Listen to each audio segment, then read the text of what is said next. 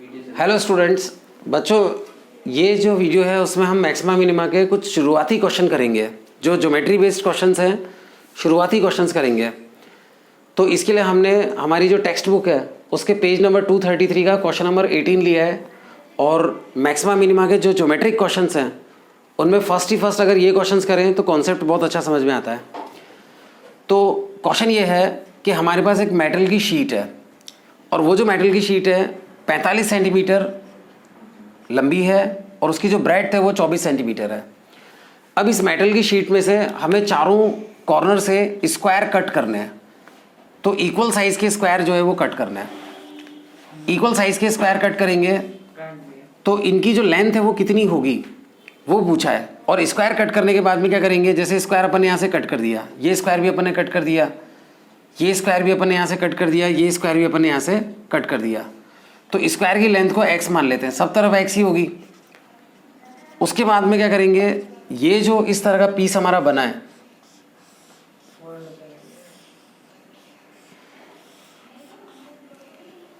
ठीक है, थोड़ा बड़ा। तो ये जो हमारा इस तरह का पीस बना है इसमें हम क्या करेंगे, ये यहाँ पर ऐसा लाइन खींच लेते हैं और उसके बाद में हम क्या करेंगे, ये नीचे वाला जो पार्ट है उसको बेस मानते हुए ये जो फ्लैप्स हैं इनको हम मोड़ेंगे। इनको मोड़कर हम जो है एक बॉक्स बनाएंगे जो ओपन फ्रॉम द टॉप होगा। लेकिन कई बच्चों को समझ भी नहीं आया होगा कि इनको किस तरह से मोड़ेंगे। तो एक कागज़ है उसका मैं आपको एक पीस बना के आपको दिखाता हूँ। सो स्टूडेंट्स, इस तरह का जो है कागज़ का एक बनाया हमने, इस तरह की शेप है और ये भी एक रेक्टेंगुलर पीस था, लेकिन इसमें से हमने कॉर्नर्स जो है कट कर रखे हैं। कॉर्नर्स दिख रहे हैं ना आपको, ये कट कर रखे हैं। तो इसमें क्या करेंगे, ये जो फ्लैप्स हैं इनको इस तरह से फोल्ड करेंगे। ये जो फ्लैप्स हैं, ये जो बाहर निकला हुआ है, इसको हम इस तरह से फोल्ड करेंगे। और फोल्ड करने के बाद में ये जो है इसका हम एक बॉक्स बनाएंगे। तो ये फोल्ड करने के बाद में इस तरह से एक बॉक्स बनेगा, दिख रहा है बॉक्स। तो ये इस तरह से एक बॉक्स बनाएंगे और इन फ्लैप्स को हम इस तरह से जोड़ लेंगे। तो ये इस तरह का एक बॉक्स बन जाएगा हमारा। तो ये जो बॉक्स है इसका वॉल्यूम मैक्सिमम होने के लिए स्क्वायर किस साइज़ का काटेंगे वो क्वेश्चन है। अगर मान लो हम स्क्वायर छोटे काटेंगे तो बेस हमारा जो है काफ़ी बड़ा होगा और ये जो फ्लैप्स है वो बहुत छोटे छोटे होंगे। तो कुछ इस तरह का बॉक्स बनेगा हमारा कि ये छोटी छोटी हाइट वाला बॉक्स बनेगा, क्योंकि फ्लैप्स को फोल्ड करेंगे तो ये जो फ्लैप्स हैं यही हमारे हाइट बनेंगे, जो कि आप इसमें देख सकते हैं। जैसे ये फ्लैप है तो इसको हम फोल्ड करेंगे तो ये हमारा हाइट बन जाएगा। तो इस तरह से ये जो हाइट बनेगी तो हाइट बहुत कम बनेगी, तो ये एकदम ट्रे टाइप बनेगा।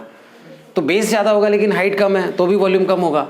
और मान लो कि अपन ने ये फ्लैप्स बड़े बड़े काट लिए, तो बड़े बड़े अगर अपन ने स्क्वायर बड़े साइज़ का काट लिया तो बेस जो है वो छोटा हो जाएगा। तो बेस छोटा हो जाएगा और जो फ्लैप्स है ना वो बड़े बड़े हो जाएंगे। तो उसके अंदर में क्या होगा कि जो वॉल्यूम है वो भी मैक्सिमम नहीं होगा। तो यानी कि ये जो स्क्वायर है इसका कोई ना कोई ऐसा साइज़ होता होगा जिस पर मैक्सिमम वॉल्यूम आएगा।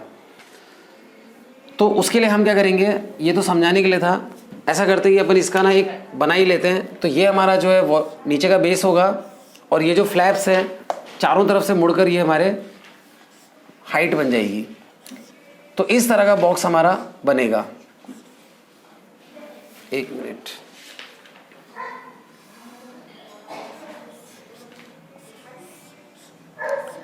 तो इस तरह का जो हमारा बॉक्स बनेगा और इसके अंदर में ये जो लेंथ है वो ये वाली लेंथ होगी। अब ये लेंथ कितनी होगी, टोटल लेंथ जो है वो 45 थी, तो इधर से भी x और इधर से भी x कम हो गया, तो ये लेंथ होगी 45 माइनस 2x। ये पूरा जो है यहाँ से लेकर यहाँ तक जो है 24 था, यहाँ तक पूरा कट करने से पहले। तो यहाँ से भी x निकल गया, यहाँ से भी x निकल गया, तो ये जो डिस्टेंस है ये डिस्टेंस सेम ही है, ये 24 माइनस 2x होगा। और तो ये जो ब्रेड्थ है वो 24 माइनस 2x हो जाएगी, लेंथ जो है वो 45 माइनस 2x हो जाएगी। और ये जो फ्लैप है इसी को हम मोड़ेंगे तो यही तो सीधा खड़ा होगा, तो ये यहाँ पर आ जाएगा, तो ये हाइट जो है वो x हो जाएगी। तो इस तरह से बॉक्स के डायमेंशन हमें पता चल गए। इसका वॉल्यूम क्या होगा, length into breadth into height. तो इसका जो वॉल्यूम है वो 45 minus 2x multiply by breadth 24 minus 2x और मल्टीप्लाई बाय हाइट, ये इसका वॉल्यूम हो जाएगा। और इस वॉल्यूम को हमें मैक्सिमाइज़ करना है। तो यहाँ पर क्वेश्चन की सिचुएशन इस तरह से है कि जब हमने ये वॉल्यूम का फंक्शन बनाया तो इसके अंदर एक ही वेरिएबल है और वो x है। तो कुछ कुछ क्वेश्चंस में ऐसा हो जाता है। अब उसके बाद में इस वॉल्यूम को हमें मैक्सिमाइज़ करना है तो हमें इसे डिफरेंशिएट करना पड़ेगा। तो डिफरेंशिएट आराम से हो जाए उसके लिए हम क्या करेंगे, इन ब्रैकेट्स को मल्टीप्लाई करके एक्स को भी मल्टीप्लाई कर लेंगे, तो हमारा वॉल्यूम जो है सिंपल एक पोलिनोमियल फंक्शन बन जाएगा। तो इसका जो मल्टीप्लाई है वो 1080x माइनस कितना होगा, माइनस 138x² प्लस 4x³, ये फंक्शन बनेगा। तीनों मल्टीप्लाई कर लिया तो ये पोलिनोमियल फंक्शन बन गया। अब इसको मैक्सिमाइज मिनिमाइज करने के लिए अब हमारी जो सेकंड पार्ट है क्वेश्चन का वो चलेगा, मतलब जिसको हमें मैक्सिमाइज करना है उसका एक तो अपन फंक्शन बनाते हैं, फिर उसके बाद में जो है इसको हम डिफ्रेंशिएट करते हैं। तो इसको डिफ्रेंशिएट करेंगे तो इसका डेरिवेटिव जो है वो ये आएगा सॉल्व होकर 12x²।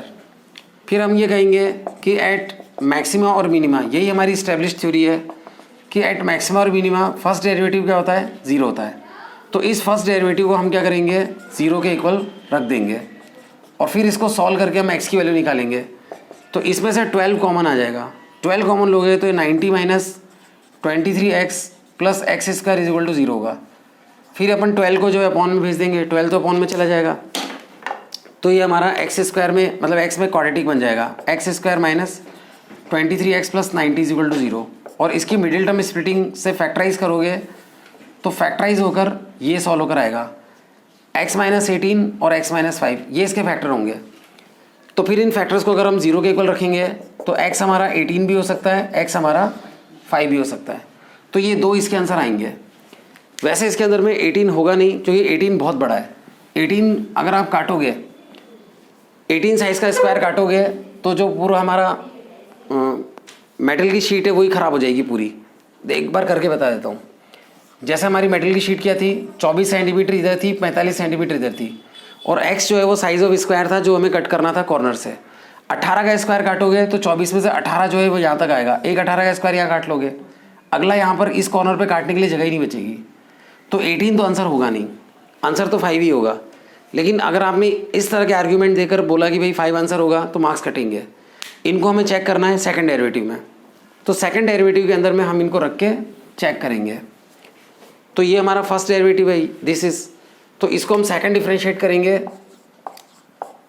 तो जब हम इसको सेकंड डिफरेंशिएट करेंगे तो ये हो जाएगा 0 और इसमें x का डेरिवेटिव 1 हो जाएगा, तो ये माइनस 276 और ये इसका डेरिवेटिव हो जाएगा तो ये 24x हो जाएगा। ठीक है, तो ये हमारा सेकंड डेरिवेटिव आएगा और इसके अंदर हम दोनों क्रिटिकल पॉइंट्स रखेंगे, x को 18 भी रखेंगे और x को 5 भी रखेंगे। तो आप रख के कैलकुलेशन कर सकते हो। 18 रखोगे तो ये सॉल्व होकर प्लस 156 आएगा और ये रखोगे x को 5 तो ये जो है माइनस 156 आएगा। यहाँ पे जो नंबर आया है उससे कोई मतलब नहीं है, साइन से मतलब है। पॉजिटिव आएगा तो इसका मतलब क्या होगा, मिनिमा, और नेगेटिव आएगा तो इसका मतलब क्या होगा, मैक्सिमा। तो इसके अंदर में x = 5 पे जो है नेगेटिव आ रहा है, सेकंड डेरिवेटिव यानी मैक्सिमा है। ठीक है, 18 पे तो मिनिमा आना ही था क्योंकि 18 पे अभी आपको बताया था कि मेटल शीट ही ख़राब हो जाएगी तो उस पर बॉक्स बनेगा ही नहीं, तो वॉल्यूम जो है वो 0 हो जाएगा। तो हमें तो मैक्सिमम वॉल्यूम चाहिए था तो वो x = 5 पे आएगा। तो क्वेश्चन यही है कि मैक्सिमम वॉल्यूम किस साइज़ के स्क्वायर के कट करने से आएगा, तो 5 सेंटीमीटर के स्क्वायर को कट करने से मैक्सिमम वॉल्यूम आएगा। तो क्वेश्चन में यही पूछा है तो आंसर 5 सेंटीमीटर है। लेकिन क्वेश्चन में जो है एग्जाम में हो सकता है कि वो पूछ ले कि वो जो बॉक्स है उसका मैक्सिमम वॉल्यूम कितना होगा वो बताओ। तो बॉक्स जो है उसका वॉल्यूम ये हमारे सामने लिखा हुआ है जो कि x पे डिपेंडेंट है, तो x को इसमें 5 रख लो तो वॉल्यूम आ जाएगा। x को 5 रख के आप सॉल्व करोगे तो ये वॉल्यूम 2450 सेंटीमीटर क्यूब आएगा। मुझे ये सारी वैल्यू रटी हुई है, पूरा क्वेश्चन ही रटा हुआ है, ये सब कैलकुलेशन, फैक्टराइजेशन, 156 सब रटा हुआ है। खैर वो छोड़ो, खुद की तारीफ पे आ ही जाते हैं। आप जो है इसको ध्यान से देखना कि हमने वॉल्यूम का फंक्शन कैसे बनाया। वॉल्यूम का फंक्शन बनने के बाद में एक रटी हुई थ्योरी है, फर्स्ट डेरिवेटिव निकालते हैं, 0 के इक्वल रखते हैं, फैक्टराइज करके क्रिटिकल पॉइंट्स निकालते हैं, क्रिटिकल पॉइंट्स को सेकंड डेरिवेटिव निकाल के उसमें पुट करते हैं। अगर पॉजिटिव आता है तो मिनिमा, नेगेटिव आता है तो मैक्सिमा। बस उसके बाद में जो भी इसमें विनर होता है दोनों क्रिटिकल पॉइंट में से, ये तो लूज़र था, ये विनर था, तो कई बार वो विनर ही आंसर होता है, या फिर वो विनर से जो है जो भी पूछा है कि बताओ सरफेस एरिया कितना होगा, वॉल्यूम कितना होगा मैक्सिमम पे, वो बताओ, तो वो वैल्यू रख के हम निकाल लेते हैं। तो इस तरह से ये है स्टूडेंट्स। ये भी एक बहुत अच्छा क्वेश्चन है।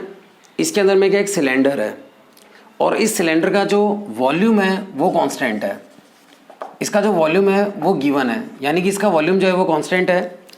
तो हमें इसका ना मिनिमम सरफेस एरिया फाइंड करना है और ये प्रूव कराना है कि जब इसका सरफेस एरिया मिनिमम होगा तो इसकी जो हाइट है वो इसके डायमीटर के इक्वल होगी, ये प्रूव कराना है।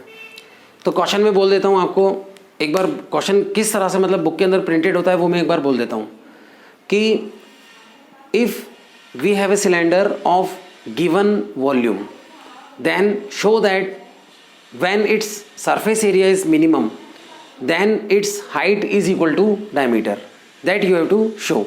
तो ये हमारा क्वेश्चन है। अब इसके अंदर में ना इस एक सेंटेंस के क्वेश्चन में क्या क्या चीज़ें इंपॉर्टेंट है, ध्यान से सुनना आप लोग।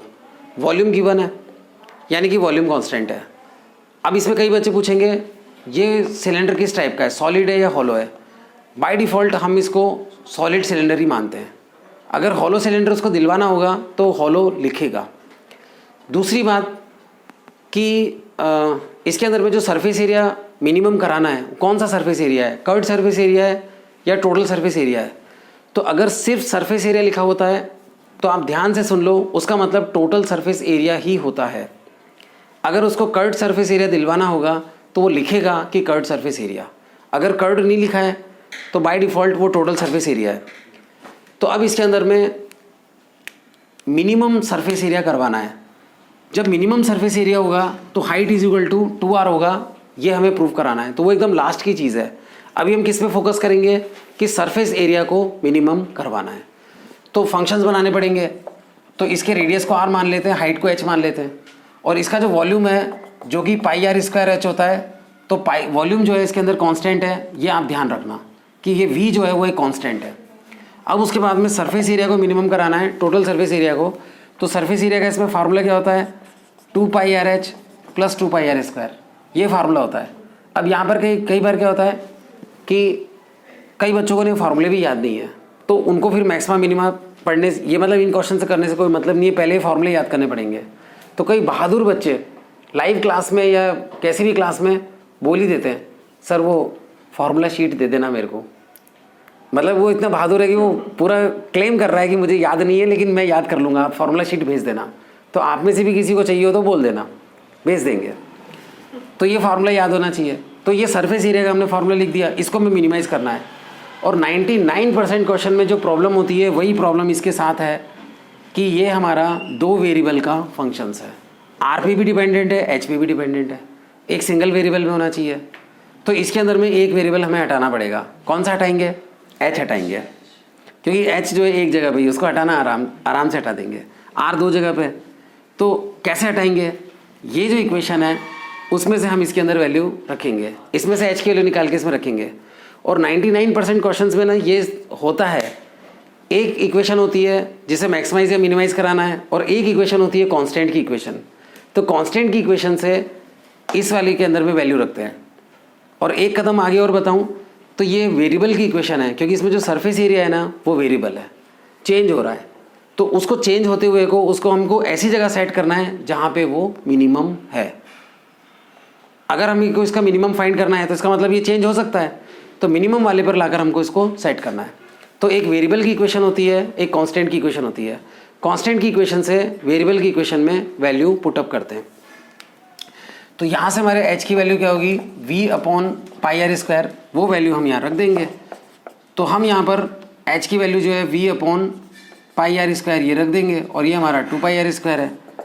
तो अब इसमें क्या होगा, पाई से पाई कैंसिल, एक r से एक r कैंसिल, तो 2v upon r plus 2 pi r square, ये हमारा जो है सरफेस एरिया r वेरिएबल के अंदर फंक्शन बन गया, सिंगल वेरिएबल r में फंक्शन बन गया। अब हमें इसे डिफ्रेंशिएट करना होगा। तो डिफ्रेंशिएट करेंगे तो उसके लिए स्पेस बनाने के लिए हम जो इधर रब कर देते हैं। तो बच्चों यहाँ पर क्या है कि इसको जब हम डिफ्रेंशिएट करेंगे ds अपॉन dr, तो 2v तो कांस्टेंट है और इसके अंदर में 1 अपॉन r का डेरिवेटिव क्या होता है, -1 अपॉन r स्क्वायर, और उसके बाद में 2 पाई कांस्टेंट है, r स्क्वायर का डेरिवेटिव क्या होगा 2r। तो ये हमारा सॉल्व होकर जो है 4 पाई r आ जाएगा। तो फर्स्ट डेरिवेटिव भी हो गया। फिर अपन कहेंगे कि ना एट मैक्सिमा और मिनिमा, जो हमारा फर्स्ट डेरिवेटिव है वो क्या होता है, फर्स्ट डेरिवेटिव 0 होता है। तो ये 2v upon r square minus B है प्लस 4 पाई आर, इसको हम 0 के इक्वल रख देंगे। तो इस वाले को हम 0 के इक्वल रख देंगे, फिर इसको सॉल्व करेंगे आर के लिए। तो उसके लिए सॉल्व करने के लिए हम क्या करेंगे, इस नेगेटिव टर्म को उधर ले जाएंगे, तो minus 2v upon r square होगा। फिर ये आर इधर आएगा तो r cube is equal to, एक मिनट, ये माइनस का उधर जाएगा तो प्लस हो जाएगा, 2 से 2 कैंसिल हो जाएगा, तो v अपॉन 2 पाई आएगा। सही है, गलत तो नहीं है। अब इसके अंदर में r की वैल्यू निकालें तो v अपॉन 2 पाई का जो है 1/3, ये हमारे r की वैल्यू जाएगी, क्योंकि 3 पावर उधर जाएगी तो 1/3 बन जाएगी। r की वैल्यू भी आ गई, एक सिंगल वैल्यू है तो ऑब्वियसली इस पे ही मिनिमा होगा, पर हमें सेकंड डेरिवेटिव में चेक करना पड़ेगा। तो सेकंड डेरिवेटिव में जब हम इसको चेक करेंगे तो इस वाले के अंदर हम क्या करेंगे, सेकंड डेरिवेटिव निकालेंगे। तो इसका डेरिवेटिव करेंगे तो -1 upon r square, -1 upon r square का डेरिवेटिव क्या होगा, +1 upon r cube plus 2v upon r cube होगा। ये ऐसे निकलेगा, -1 अपॉन आर स्क्वायर को -1 आर की पावर -2 लिखेंगे, और आगे जो है वो 2v मल्टीप्लाई है, तो इसको डिफ्रेंशिएट करेंगे तो पावर जो है आगे मल्टीप्लाई में होगी और पावर जो है कम हो जाएगी। -1 है ही, इसको डिफ्रेंशिएट किया है, पावर मल्टीप्लाई में आ गई, कम हो गई, तो माइनस माइनस क्या हो जाएगा प्लस, तो 2 अपॉन आर क्यूब होगा। तो सही तो लिखा है 2 अपॉन आर क्यूब। तो इस तरह से जो है इस वाले पार्ट का डेरिवेटिव होगा, फर्स्ट पार्ट का, और इसका डेरिवेटिव r का 1 हो जाएगा तो ये 4 पाई होगा। तो इसको अगर हम सिंप्लीफाई करें तो ये हमारा जो है 2 2 ज़ा कितना हो जाएगा 4v upon r cube plus 4 pi हो जाएगा। अब है ना r की वैल्यू अपनी क्या आई है, r की वैल्यू अपनी आई है v अपॉन 2 पाई की पावर 1/3, तो r की वैल्यू पॉजिटिव है। और ये जो हमारा सेकंड डेरिवेटिव है d2s upon D R square, ये भी हमारा जो है पूरा पॉजिटिव है, ये टर्म भी पॉजिटिव है, ये भी पॉजिटिव है, नेगेटिव का नामो निशान ही नहीं है। तो लिख देंगे, इंग्लिश में लिखना पड़ेगा कि since r is also positive and second derivative has all the terms positive, so at this value of r second derivative is positive, second derivative is positive, therefore at this r we have a minima. और अगर ये English नहीं लिख पाते हो तो r की value इसमें रख लेना और सॉल्व कर लेना, पॉजिटिव ही आएगा।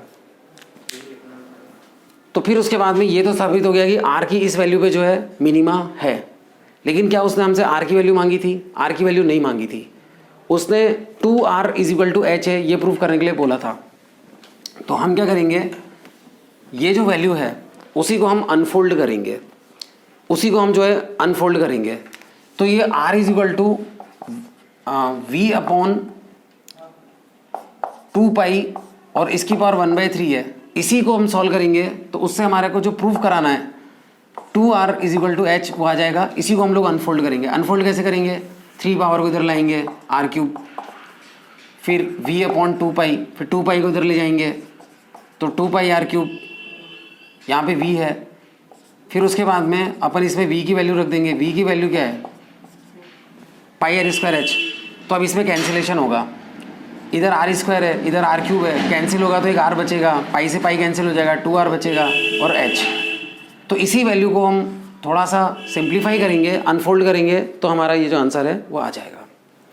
आया समझ में? तो इस तरह से बच्चों ये क्वेश्चन है, बहुत इंपॉर्टेंट है। और इसके अंदर में एक है ना ट्रिक आपको बता देता हूँ, कॉम्पिटिटिव एग्जाम में काम आएगी, कि हमारा जो सिलेंडर था ना वो सॉलिड सिलेंडर लिया था।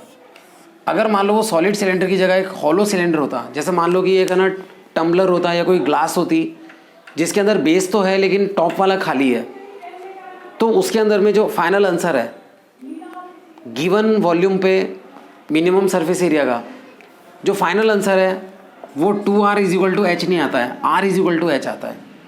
तो अभी जो हमने क्वेश्चन किया उसमें सॉलिड सिलेंडर में और हॉलो सिलेंडर में क्या फ़र्क है, हॉलो सिलेंडर में ये ऊपर वाला जो है वो खाली होगा, नीचे वाला बॉटम तो होगा, तो उसके अंदर सरफेस एरिया का formula 2 pi r H plus pi r square होगा, क्योंकि उसमें ना कर्ड सरफेस एरिया के साथ में केवल बॉटम होगा, टॉप वाला नहीं होगा। और अगर टॉप वाला भी होता, सॉलिड सिलेंडर होता, तो यहाँ पे 2 लगता है। तो अभी इससे पहले जो क्वेश्चन किया था जिसमें ये आंसर आया है उसमें यहाँ 2 पाई आर स्क्वायर था, तो वो 2 यहाँ पे शो होगा, और अगर 2 नहीं होगा यहाँ पे तो यहाँ पे 2 नहीं आएगा, तो r is equal to h जो है आंसर आएगा। तो इसको कई बच्चे रट लेते हैं कि सॉलिड सिलेंडर है तो 2r is equal to h, hollow cylinder है ऊपर वाला खाली है तो r is equal to h। तो कॉम्पिटिटिव एग्जाम में डायरेक्टली टिक लगा सकते हो।